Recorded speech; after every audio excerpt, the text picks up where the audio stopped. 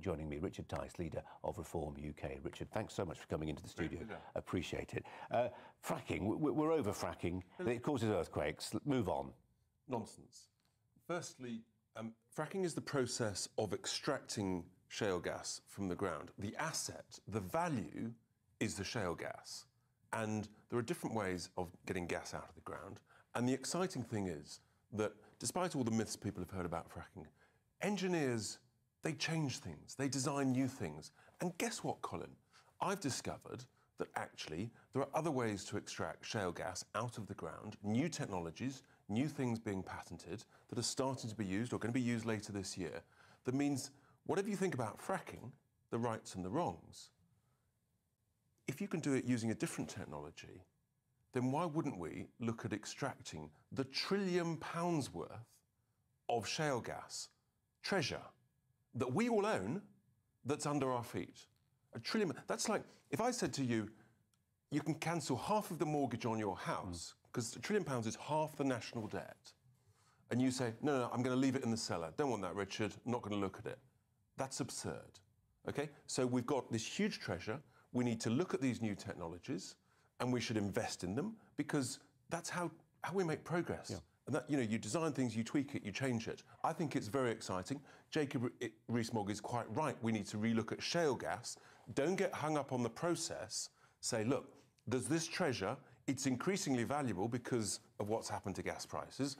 Let's find the ways to extract. And on gas prices, adversity is the mother of invention, isn't it? I mean, we think back to the early days of fracking in America, and we think of what it led to, the reshoring of manufacturing jobs, a collapse in the price of gas in America that meant they were less reliant on what was coming from the Gulf-producing states, and that had big political impacts as well, didn't it? But we know that it was an expensive process, and as gas prices, oil prices rose, it became more doable. And right now, you'd have to say it's doable because actually gas and oil prices are so high. But the reality is, extracting shale gas onshore is cheaper than actually going to the harder parts of the North Sea, where they're talking about whether they actually deliver is a whole different ballgame. But going to the harder parts of the North Sea is obviously a lot more expensive. And there's a reason why gas prices and electricity prices in the US are half what they are here, give or take. Why? Because they extract shale gas. OK? So that's the opportunity. Imagine saying to everybody, we could halve all our energy prices if we use the treasure under our feet. And actually, this is a massive political debate. I think this will potentially be the big debate alongside the whole debate about net zero and the right way to sensibly, proportionally, affordably reduce our emissions. This is the big story for the next year or two. Well, Cathy Gyngell, you could argue there is a difference with being in the North Sea. The North Sea you tend not to have neighbours when you're in the North Sea. If you're doing this in Lancashire and the nearest house is over there and they're looking at a landscape that looks very different because of shale gas extraction. I mean, Cathy, just a perspective from the other side of the argument. Well, I object to wind farms hugely from that perspective. So let's put this another way. I think they're an abomination to look at, and nobody's saying what they're going to do when each one comes to the end of its life at after 30 years, and they cost an awful lot of carbon to actually build in the first place, and they're built in China. So the whole policies we've got at the moment are ludicrous. So we have to look at the suggestion that Richard's making now. I don't know what the technology is, but presumably it isn't so obvious. It's not going to be like a great coal pit.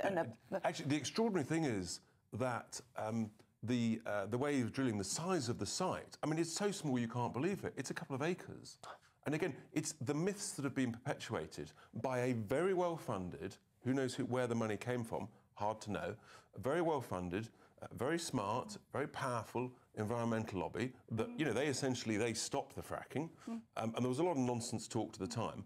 But I think we need to be optimistic. I think we need to welcome new technologies and say, why wouldn't we be a world leader in finding even better, more environmentally friendly ways of extracting that gas? And move on from the ones that aren't really working and aren't reliable. I mean, it's in Essex and Suffolk, somewhere, I hope I've got, there's going to be fields and fields and fields of solar panels, the biggest solar panel expansion. Now, that is unreliable. It's not reliable for our grid. This is crazy, putting so much money into that, which is certainly more of an eyesore and affects villages around there than the new shale. Can you both just indulge me for a second? I want to do some media navel gazing. And it's in this regard. I remember, because, you know, Richard, the point is, it was politicians, no matter how good the campaign was, it was the politicians who decided to pull the switch on fracking and say no. But they did so in the teeth of a media campaign that I saw day by day in a previous incarnation. And you would see a reporter turn up with a camera crew live, and a succession of interviews with campaigners and the protesters, sometimes called locals, even though you wondered just how local they were.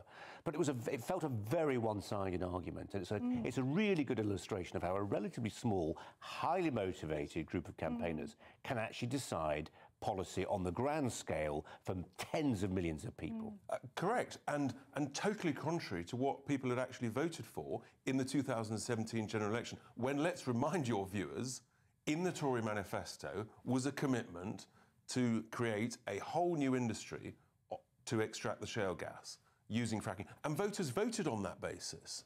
So I think actually, yes, it was a very successful campaign on one side, and they achieved a huge amount. But here's the thing.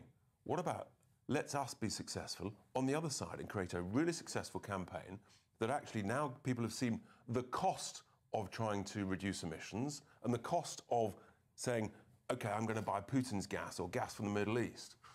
Actually, that's a huge cost. I think there is a real patriotic desire to say, no, we need to be self-reliant. We've got this treasure. It's British treasure. Let's create British technology and let's go for it. And what do you say to the detractors who will say, well, hang on a minute, just on fracking, if it's such a great idea, why is nobody else in Europe doing it?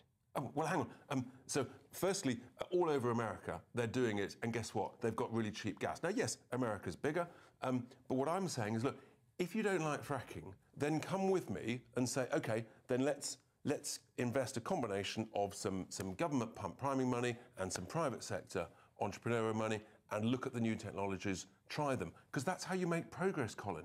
You know, you're not going to make any progress if you just stick to the status quo. If you say, right, let's invest in the latest technology, in the same way, you've got investment into fusion, which is 50-year, 100-year type investment. I'm talking about a 1 to 2 year investment in the latest technology, learn from it, because the treasure, the gold at the bottom of it is extraordinary. And just on North Sea oil, do you think there are changes? Did you hear something in what Kwasi Kwarteng said that perhaps leads you to think that we are just witnessing a tack in government policy? There's no question there's a massive tack, because they're panicking. Because actually, if they stick to the current plans, when we're exposed to buying our energy from overseas, and they've suddenly realised that a Tory party that when they took power in 2010 was basically a net exporter of energy in the UK, we're now a massive net importer. We're exposed, we're vulnerable, and the Tory party will be massively vulnerable at the next general election unless they change tack.